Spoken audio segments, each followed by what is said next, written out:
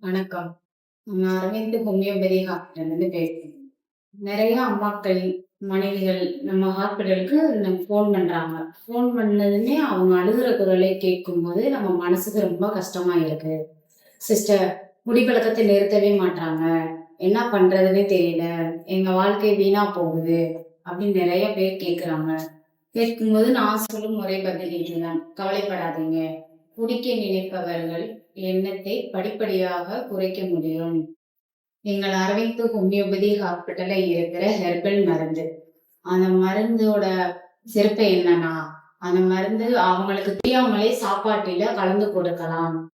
அந்த மருந்தோட சிறப்பு என்னன்னா, ஆள்களால் என்ற நாட்டத்தை படிப்படியாக குறைக்க முடியும். நீங்க செய்ய வேண்டியது எல்லாம் ஒண்ணே ஒண்ணுதான்.